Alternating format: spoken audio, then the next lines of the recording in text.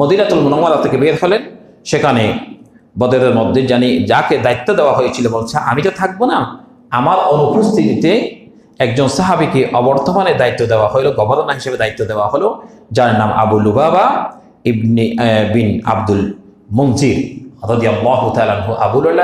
আবু লুবাবা বিন আব্দুল মুনজির রাদিয়াল্লাহু তাআলা আনহু, তিনি ওনাকে বললেন আমি মদিনাতে আসার আগ পর্যন্ত গভর্নর হিসেবে তুমি দায়িত্ব পালন করবে।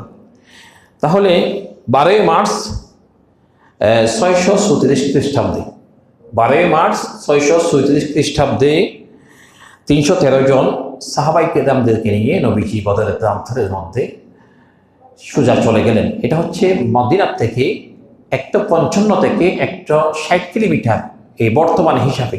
তখন তো হিসাব করা ছিল না, আধুনিক বিজ্ঞানে আমরা এখন কিলোমিটার হিসাব করি। 155 থেকে 160 কিলোমিটার মদিনার থেকে দক্ষিণে এবং পশ্চিমে। এটা যদি মদিনা হয়, মদিনা থেকে দক্ষিণে এবং পশ্চিমে 155 থেকে 160 কিলোমিটারের মধ্যে বদর প্রান্তর। এটাকে কেউ একটা কুফর নাম বলেছেন, কেউ একটা শহরের নাম বলেছেন, তবে এটা একটা জায়গা, যে জায়গা থেকে বদর সংগঠিত হয়েছিল। এরপরে বদর যুদ্ধের সময় যে পতাকা ছিল রাসূল পাক সাল্লাল্লাহু আলাইহি ওয়াসাল্লামের একজন সাহাবীকে দিয়েছিলেন, সেই পতাকা এই পতাকার রং ছিল সাদা, যিনি পতাকাটাকে ধারণ করেছিলেন তার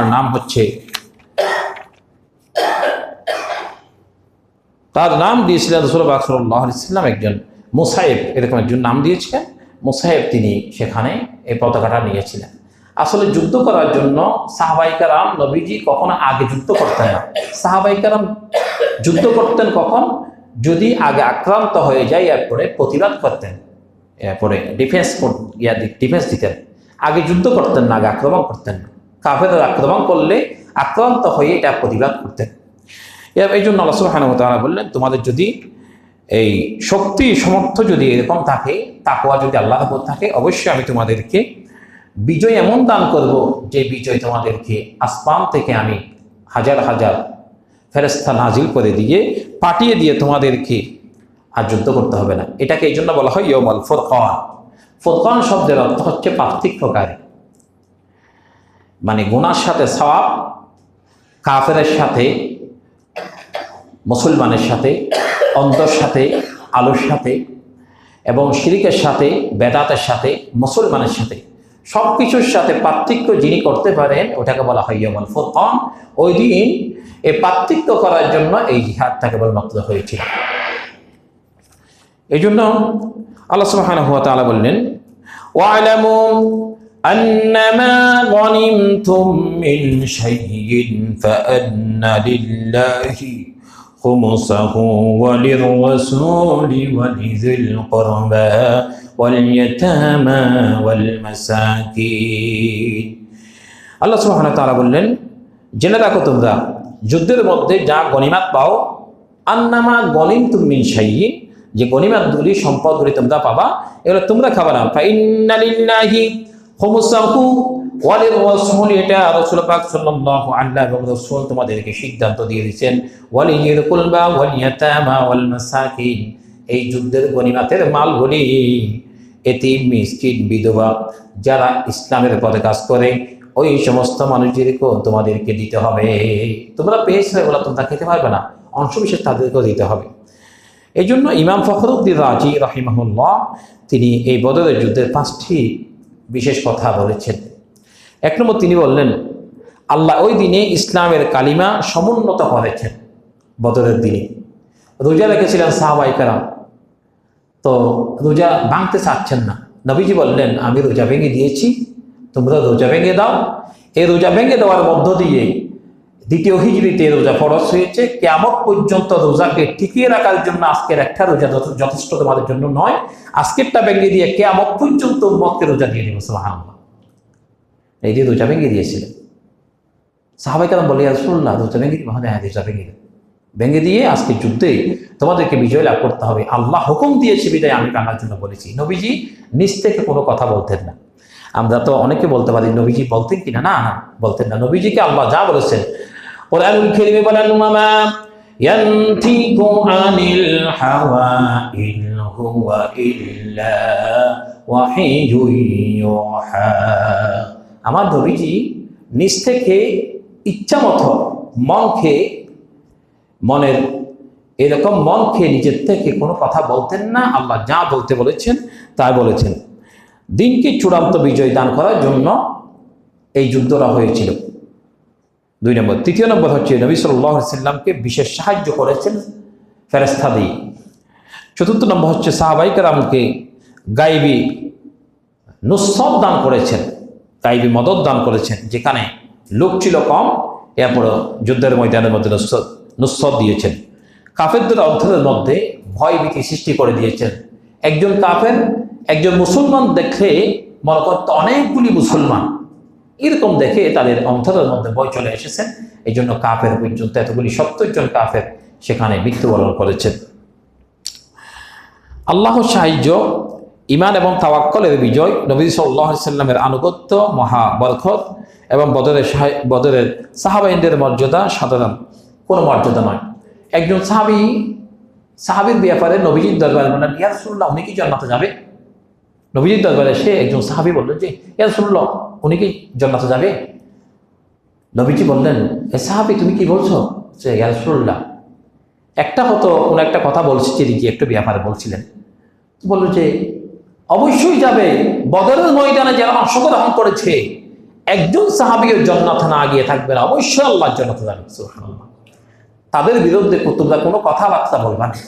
বদরে যে সমস্ত সাহাবায়ে কেরাম অংশগ্রহণ করেছে তাদের মান মর্যাদা অন্যান্য সাহাবীদের থেকে অনেক অনেক গুণে বেশি, যেহেতু তারা ইসলামের প্রথমেই তারা জিহাদের মধ্যে শরীক হয়েছেন, অংশগ্রহণ করেছেন। এটা আমার 4টিখানি কথা ছিল না।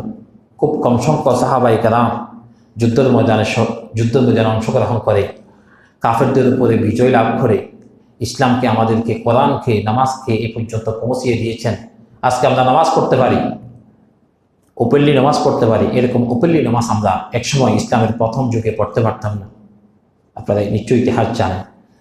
এই জন্য আল্লাহ সুবহানাহু ওয়া তাআলা বললেন, ইয ইউহি রাব্বুকা ইলাল মালাইকা আন্নী মাআকুম ফাসাব্বিতুল্লাযীনা আমানু সাউলকি ফি কুলুবিল্লাযীনা কাফারুর রু'বা ফাদরিবু ফাওকাল আ'নাকি ওয়াদরিবু মিনহুম কুল্লা বানান।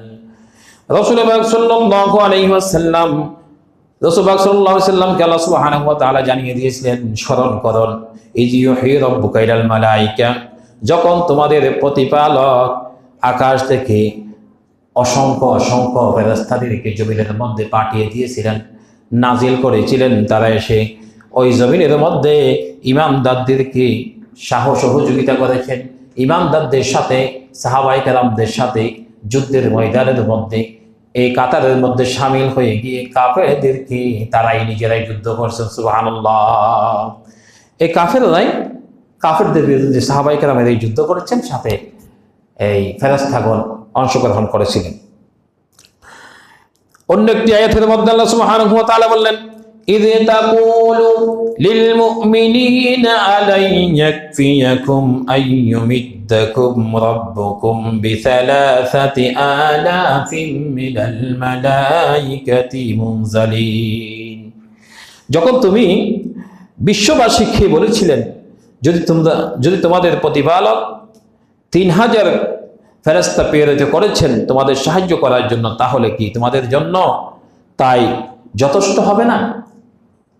একটা আয়াতের মধ্যে বলেছেন 5000, একটা আয়াতে বলেছেন 3000। এরকম আরো অসংখ্য অসংখ্য ফেরেশতা আল্লাহ আসমান থেকে এই সাহাবায়ে কেরামদের সাথে যুদ্ধ করার জন্য আল্লাহ সুবহানাহু ওয়া তাআলা পাঠিয়ে দিয়েছিলেন।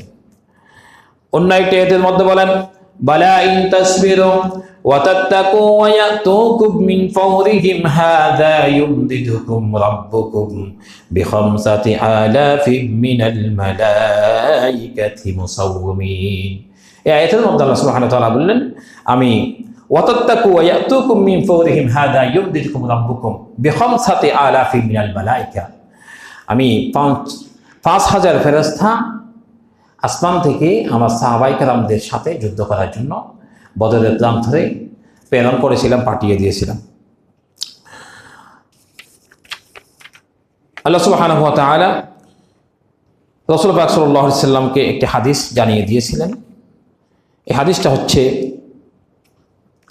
আন আবি হুরায়রা রাদিয়াল্লাহু তাআলা আনহু, রাসূল পাক সাল্লাল্লাহু আলাইহি সাল্লামের সাহাবী হযরত আবু হুরায়রা রাদিয়াল্লাহু তাআলা আনহু বললেন, লাম তাহাল্লুল মুআজিলি লিওয়াজরিন। রাসূল পাক সাল্লাল্লাহু আলাইহি সাল্লাম বললেন, তোমাদের পূর্ববর্তী কোনো উম্মতদের লোকদের জন্য গনিমতের মাল জায়েজ ছিল না, হক ছিল না, কিন্তু তোমরা যারা বদরের ময়দানে অংশগ্রহণ করেছিলেন তাদের জন্য আমি আল্লাহ এই গনিমতের মালগুলিকে জায়েজ করে দিয়েছি, হক করে দিয়েছি, তোমাদের জন্য খাওয়ার জন্য উপযোগী করে দিয়েছি। এর আগে ইতিপূর্বে কোনো উম্মতের জন্য এটা ছিল না। আমরা সময় স্বল্পতার কারণে আজকে বদরের এই বিষয়টা এখানে সমাপ্ততা শেষ করছি অংশবিশেষে। এরপরে ইতিকাফের বিষয়টা, যেহেতু আমরা আরেকটি বিষয় রয়ে গেছিল, ইতিকাফের বিষয়টা শেষ করতেছি। এটা হচ্ছে রাসূল পাক সাল্লাল্লাহু আলাইহি ওয়াসাল্লাম